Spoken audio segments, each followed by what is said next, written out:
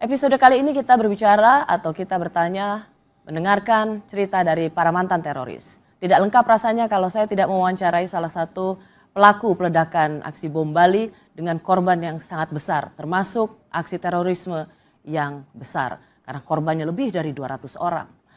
Ali Imron namanya, ia terpidana seumur hidup. Saya bertanya padanya, bagaimana seseorang bisa jadi teroris? Ada panggilan teroris itu kan ketika ada aksi. Saya akui ataupun saya tidak akui, saya adalah terlibat aksi teror, yang berarti saya teroris. Nah, terus yang mendasari apa sebetulnya sehingga kami atau saya pribadi terlibat jadi teroris? Pertama yang mendasari adalah salah satu syariat dalam Islam, yaitu jihad fi sabilillah. Jadi kenapa saya sampai akhirnya pergi ke Afghanistan, ikut belajar militer di sana, kemudian sampai bertahun-tahun, itu dasar utamanya adalah dasar jihad. Kita baru mendapatkan sebuah rilis survei. Survei itu menunjukkan bahwa sekitar 9% atau di bawah 10% orang yang simpatik atau mendukung ISIS. Selebihnya artinya di atas 90% tidak mendukung ISIS atau teguh pada NKRI dan setia pada Pancasila. Angka di bawah 10% yang simpatik atau mendukung ISIS ini menurut Anda angka yang kecil dan tidak perlu dicemaskan, atau sesungguhnya justru memiliki potensi kerisauan yang luar biasa untuk Anda? Persentase itu tidak penting. Teroris atau orang yang punya pemahaman terorisme itu sedikit atau banyak, itu mereka tetap akan terus melakukan gerakan dan menyebarkan pemahamannya. Anda sepakat nggak radikal dulu, teroris kemudian? Kalau istilah radikal, kemudian ekstremis, ekstrim, kemudian teroris itu tidak jauh beda. Hanya teroris ketika dia ini terlibat melakukan aksi radikal itu.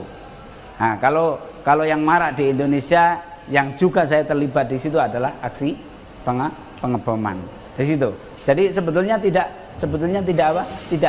berbeda jauh. Makanya ketika ada yang masih meragukan bahwa tidak ada teroris, pemboman yang ada di Indonesia atau di beberapa daerah di Indonesia merupakan rekayasa, apakah ini sesungguhnya semakin melanggengkan upaya-upaya dan tindakan terorisme atau bagaimana? Kalau buat teroris itu adalah ruang, itu adalah angin, itu adalah kesempatan buat mereka dan menggembirakan mereka. Karena apa? Setiap nanti ada komentar terus itu misalkan, oh ini karena kedoliman polisi sehingga ada teroris seperti ini. Itu teroris kipas-kipas begini. Karena berarti dibantu oleh media atau oleh komentator itu. Tapi kalau buat saya pribadi yang ingin deradikalisasi, ingin teror ini berhenti, ingin mencegah teror, ingin menanggulangi teror, saya kecewa. Ketika masyarakat itu tidak tahu faktanya tentang terorisme atau teroris, itu sulit sekali kami ajak bersama-sama atau kita ajak bersama-sama untuk deradikalisasi. Wong faktanya saya nggak tahu, apalagi bagaimana bisa diajak untuk menanggulangi dan mencegah terorisme. Anda juga termasuk kecewa nggak kalau ada pernyataan elit politik yang mengatakan tidak ada radikalisme di Indonesia? Kecewa. Karena apa? Menanggulangi dan mencegah terorisme itu harus semua lapisan masyarakat terlibat. Itu. Tidak hanya saya sebagai mantan teroris yang tobat, tidak. Tidak cukup banyak organisasi kemasyarakatan seperti Muhammadiyah sama NU, tidak cukup. Semuanya harus terlibat. Bisakah kita memiliki satu kesamaan identifikasi ketika seorang ini sudah memiliki paham radikalisme dan kemudian bisa memiliki potensi bergabung atau ikut dalam kelompok-kelompok teror? Adakah satu identifikasi universal yang bisa kita pegang sebagai identifikasi? Begini, untuk membedakan itu, kalau namanya teroris itu bisa berpenampilan secara zahir atau fisik itu ganti-ganti. Mungkin hari ini bisa berjenggot, besok jenggotnya dicukur. Atau mungkin hari ini pakaian ala muslim, besok pakaian ala non-muslim atau ala barat, bisa saja. Yang membedakan, yang signifikan adalah ketidaksukaan mereka terhadap penguasa atau pemerintah yang tidak memberlakukan syariat Islam secara menyeluruh. Jadi ada paham universal seperti itu? Iya. Yang secara general, secara umum? Secara umum. Itu. Kemudian yang kedua yaitu pemikirannya, pemahamannya adalah tentang jihad dalam arti perang. Itu yang tidak bisa disembunyikan dari ciri yang signifikan pada teroris. Pengalaman Anda dan tentu Anda juga cukup mengikuti apa yang terjadi belakangan ini begitu. Sebenarnya berapa lama sih yang dibutuhkan oleh remaja atau usia-usia muda lainnya menerima paham ini dan kemudian tergerak bergabung dengan kelompok teror? Jadi tidak lama. Tidak lama? Tidak lama. Kalau seperti saya ini memahamkan orang itu cukup hanya 2 jam saja. 2 jam Anda bisa mampu memprovokasi untuk bergabung dengan Anda? Memprovokasi sampai siap bunuh diri. 2 jam? Ya. Apa yang Anda katakan?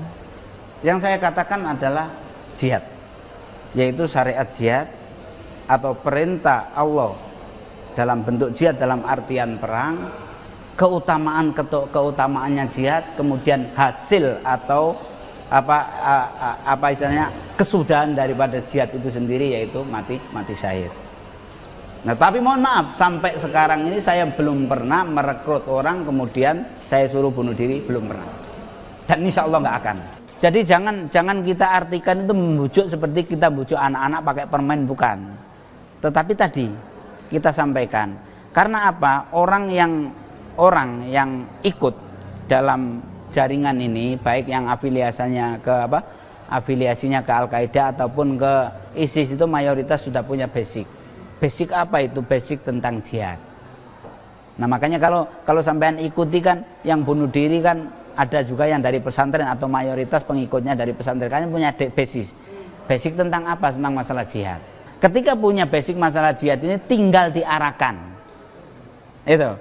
Jadi basic secara jihad yang dari Al-Qur'an sama Sunnah itu tinggal dipoles, dibelokkan.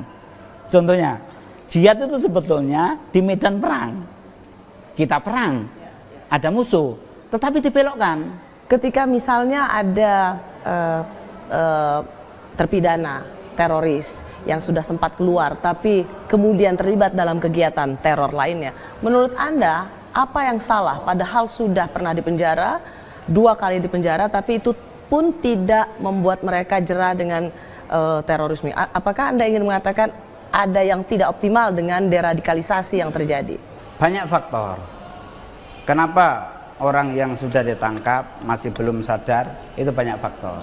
Artinya diantaranya adalah faktor ketika di dalam penjara ini masih berhubungan sama kawan-kawannya yang sepemikiran. Kalau berhubungan dengan saya yang sudah menyadari kesalahan, sudah tobat dari aksi teror, itu insya Allah akan ikut saya. Anda cukup khawatir nggak bahwa ISIS bisa mendapat tempat di Indonesia? Kalau kekhawatiran ada, cuma kan begini, kalau saya nggak begitu khawatir, saya sudah jadi teroris, ISIS baru muncul kok. Tapi yang saya khawatirkan ini umat secara umum, terpengaruhnya umat untuk memiliki pemikiran ISIS ini. Menurut saya bahaya. Ketika di Irak dan Suriah mengumumkan, memproklamirkan sebagai IS atau IS, Islamic State atau Khilafah Islamiyah, mereka memutuskan bahwa seluruh umat Islam harus berbaiat ke sana. Siapa dari umat Islam yang tidak, maka statusnya kalau sudah tahu berarti murtad, keluar dari Islam berarti kafir. Ini membahayakan. Membahayakan nggak kalau misalnya ada tokoh juga yang mengatakan ISIS adalah sahabat kita? Ya bahaya juga. Sahabat dalam artian apa? Karena pernyataan-pernyataan yang seperti itu nanti akan apa? Akan membuat rancu di masyarakat. Menurut saya dalam masalah deradikalisasi itu masyarakat harus tahu secara fakta, secara faktual dan lain sebagainya. Jadi misalnya kalau kita lihat di sosial media gitu ada ceramah-ceramah yang membakar, yang dengan mudah mengkafir-kafirkan orang. Sangat potensi dan menurut saya harus ada hukum yang apa istilahnya harus ada hukum yang menjerat itu. Karena apa? Seteroris apapun atau sekuat apapun orang itu mesti takut dengan hukum. Contohnya misalkan saya sekarang, saya ceramah misalkan, oh orang-orang kafir, ayo kita bunuh, nggak ada hukum, saya enak saja. Nah yang dengarkan pun seneng, karena nggak ada hukum, ayo kita ngikuti ceramahnya Ustadz ini, begitu. Kan ini berbahaya lah jelas. Katakanlah kemudian pimpinan-pimpinan top dari JI sudah tidak ada begitu. Tapi apakah meskipun berbeda paham dan kemudian jemaah Islamiyah juga dikatakan sudah mulai melemah, apakah kita tetap perlu merasa khawatir? Ketika dengar pengeboman atau terjadi pengeboman yang dilakukan oleh kami orang-orang JI itu, masyarakat supaya tahu bahwa itu adalah oknum JI, bukan program JI. Kami, menurut saya dan menurut kami, alumni Afghanistan dan Filipina itu tidak kurang dari 400-an orang. Itu hingga sekarang ini yang terlibat pengeboman baru 10 orang. Yang 390 orang semuanya tidak setuju dengan aksi-aksi seperti itu. Berapa banyak sih sesungguhnya sel-sel yang bisa dibangun sebagai dari kelompok-kelompok yang bisa melakukan teror ini? Indonesia ini paling tidak ada 2 kiblat atau afiliasi. Yang satu afiliasinya ke Al-Qaeda, yang kedua afiliasinya ke ISIS. Nah, karena 2 afiliasi ini tentunya kalau pandangan saya sebagai yang pernah di dalamnya, tentunya banyak dan besar. Tetapi kalau dibandingkan dengan 170 juta umat Islam ya kecil. Atau 250 juta rakyat Indonesia ya kecil. Tetapi jangan sampai kita pernah meremehkan. Artinya bahwa seperti sekarang ini deradikalisasi yang kami lakukan, orang yang tidak tahu peta terorisme di Indonesia mesti akan mencibir. Apa yang dilakukan pemerintah nggak berhasil dalam deradikalisasi, itu orang yang nggak tahu peta terorisme di Indonesia. Kalau yang saya tahu, saya bersyukur. Karena apa? Teroris di Indonesia ini banyak, yang paham ya maksudnya. Paham teroris di Indonesia itu banyak, tetapi kalau aksinya hanya seperti itu, bukan saya meremehkan nyawa. Seperti di Kampung Melayu itu, aksi apa? Makanya harus tetap kita syukuri dan kita harus tetap komitmen semuanya untuk melakukan pencegahan dan penanggulangan. Karena semuanya itu dimulai dari paham yang salah. Iya, itu. Makanya itu. Kenapa kok saya ngotot seperti ini deradikalisasi? Karena apa? Saya sebagai orang Islam yang menjunjung tinggi jihad, yang menjunjung tinggi negara Islam, saya dirugikan. Kenapa dirugikan? Karena akhirnya umat ini, apalagi umat non-muslim, umat Islam saja fobi terhadap jihad. Benar gak? Kemudian fobi terhadap negara Islam. Karena apa? Disuguhkan jihad itu seperti itu. Sehingga akhirnya orang fobi. Padahal sebetulnya jihad itu tujuannya apa? Untuk menjaga nyawa orang sebetulnya. Jihad sendiri itu untuk menjaga nyawa orang supaya tidak sia-sia dimatikan oleh sesuatu kekuasaan atau kedoliman. Jadi saya merasa dirugikan. Kenapa saya ngotot deradikalisasi?